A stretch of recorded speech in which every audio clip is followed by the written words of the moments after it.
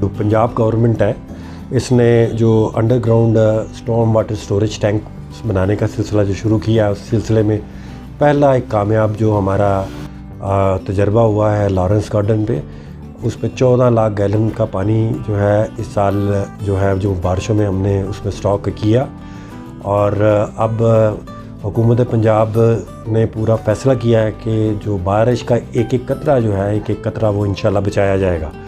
इस सिलसिले में LDA की गवर्निंग बॉडी ने और वज़ीर आला साहब ने हमें 4 और टैंकों की इजाज़त जो है वो दी है, जिसमें एक ताजपुरा है और उसमें शेरावाला गेट है, उसमें जामे शीरी पार्क है। तो ये 4 जो टैंक्स हैं ये इंशाल्लाह हम कंस्ट्रक्ट करने जा रहे हैं।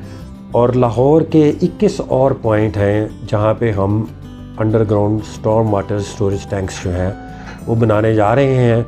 और ये जो पानी जो हमारा ज़ाया होता है बारिश के दौरान और लोगों को जो है सड़कों पे पानी खड़ा नज़र आता है, ये अंडरग्राउंड जो स्टॉर्म वाटर टैंक्स हैं ये इनमें इंशाल्लाह जो है वो जाके सेव होगा। और वो पानी जो है मुख्तलिफ़ जो कंस्ट्रक्शन के लिए भी हम यूज़ कर सकते हैं।